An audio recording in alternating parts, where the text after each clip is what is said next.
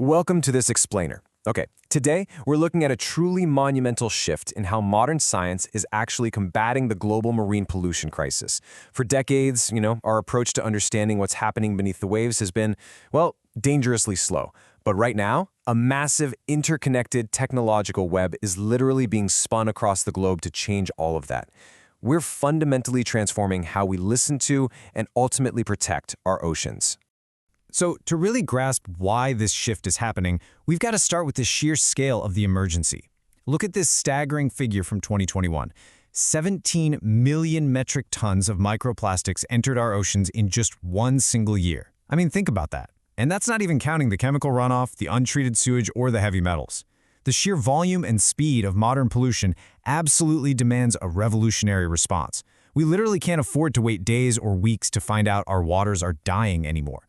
For the longest time, monitoring the ocean was honestly a lot like taking a really slow blood sample. Scientists would head out on a boat, scoop up a jar of water, haul it back to a lab, and just wait for the results. It was slow, hyper-localized, and super prone to contamination. But today, we're shifting to an entirely new paradigm. We're building an instant, interconnected alert system. Basically, you can think of it as the ocean's new nervous system.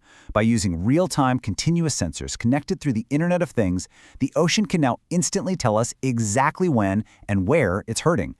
All right, let's dive into this. To understand this brilliant new nervous system, we're going to take a spatial journey. First, the micro level. Second, the biofouling challenge. Third, the water column. Fourth, the macro level. And finally, a real-world case study in Egypt. Section 1. The micro level. Chemistry and nanosensors. Let's start right at the molecular level, looking at how modern science analyzes a single drop of water directly in the ocean without ever lugging it back to a lab. Notice how all these vital signs interact with each other. We're not measuring things like dissolved oxygen using advanced optical fluorescence, and if that drops too low, boom, we get dead zones. We're measuring turbidity or water clarity using optical scattering. But the absolutely crucial point here is how these variables interact in real time. Say an algal bloom causes a spike in photosynthesis during the day, well, the water's pH can rise. And if that pH level crosses above a 9, a terrifying chemical shift happens. Harmless ammonium instantly converts into highly toxic ammonia, completely doubling the threat to marine life. These new sensors map that lethal chain reaction the exact second it begins. And you know what? The tech gets even more sophisticated when we're dealing with heavy metal pollution, stuff like lead and mercury. In the past, finding this stuff required these massive, wildly expensive laboratory spectrometers. Now, we use this brilliant technique called stripping voltammetry. Basically, using specialized graphene-based nanosensors, the device applies a voltage to pre-concentrate or gather heavy metal ions right there onto the electrode.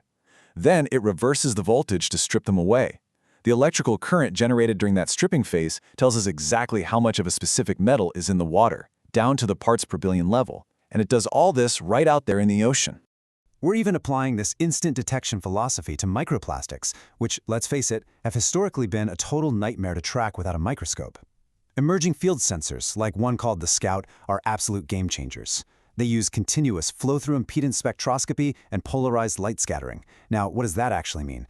Basically, they measure electrical resistance and how light bounces off particles in the water to instantly, and I mean instantly, tell the difference between a natural piece of algae and a synthetic sphere of plastic.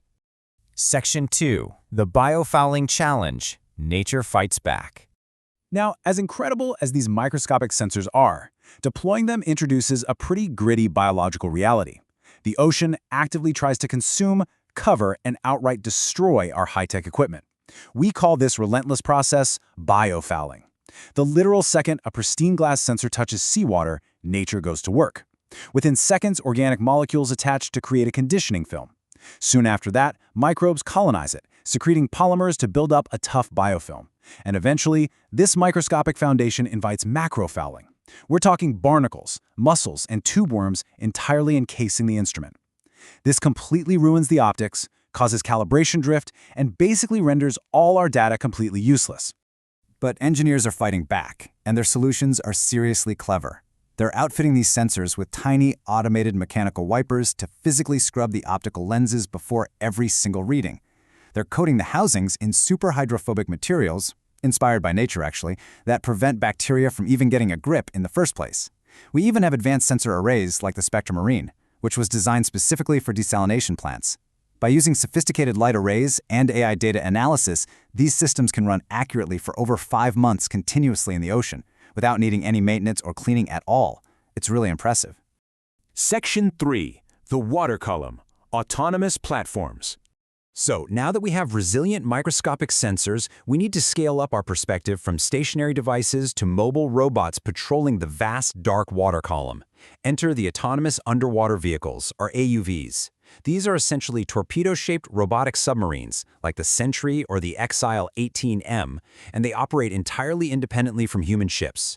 Plunging to extreme depths of up to 6,000 meters, they use onboard artificial intelligence to literally sniff out and track chemical gradients and pollution plumes in the pitch black. They can actually adapt their pre-programmed routes on the fly if they detect, say, a sudden drop in oxygen or a spike in toxins. How cool is that? Now, what's really interesting about mapping the ocean surface is that it introduces a massive cost problem. Dedicated scientific research ships are just incredibly expensive to run, which severely limits how much of the ocean we can actually map at any given time.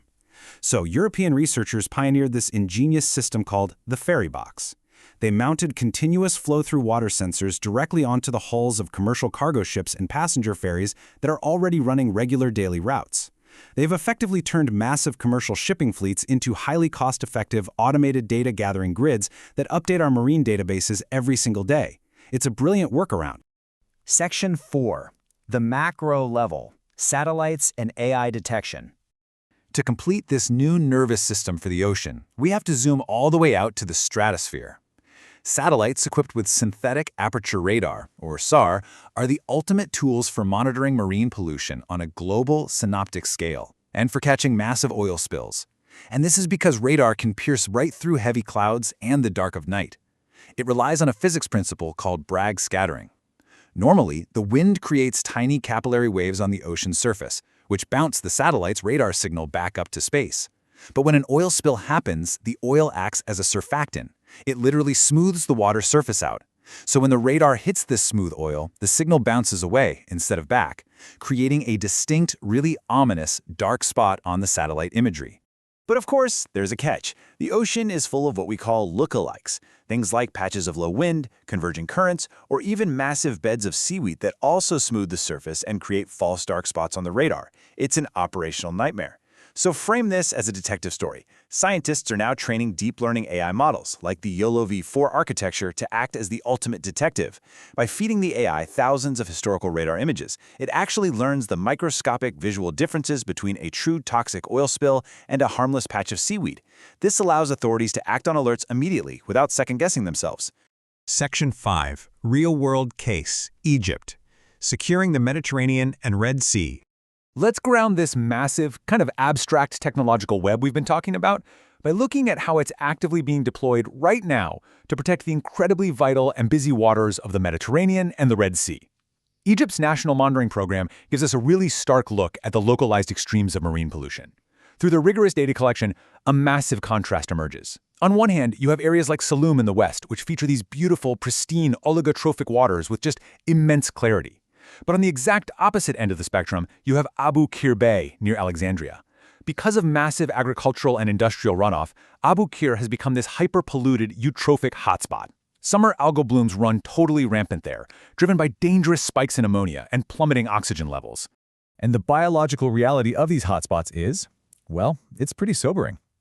When scientists analyzed the Sparus aurata, that's a heavily consumed commercial sea bream fish caught right in Abu Qir Bay, they found an astonishing average of 38.3 pieces of microplastic inside their digestive tracts.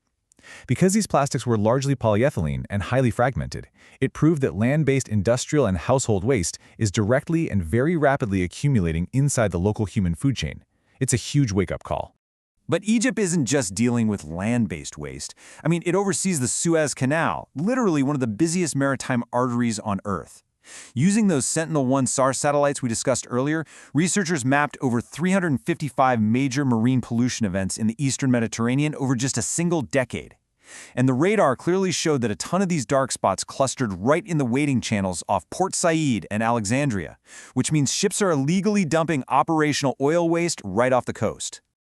And this brilliantly illustrates exactly why the paradigm shift to real-time data is just so absolutely crucial. To combat this, Egyptian institutions like MSc University and the National Institute of Oceanography and Fisheries are fighting back. They've actually begun deploying their own automated real-time IoT monitoring stations right in the eastern harbor of Alexandria. They aren't waiting around for lab results anymore. They are wiring the coast to send instant data straight to government dashboards, creating a true live early warning system to catch polluters and track blooms the exact moment they happen. So, we've journeyed from tiny graphene sensors measuring a single drop of water to autonomous robots prowling the dark depths, all the way to satellites hunting polluters from orbit. The ocean's new nervous system is coming online. But it leaves us with a pretty profound realization. Now that we finally have the technology to hear the ocean's warning cries in real time, will we act fast enough to save it? Thanks for joining me on this explainer. Keep learning and keep looking closer.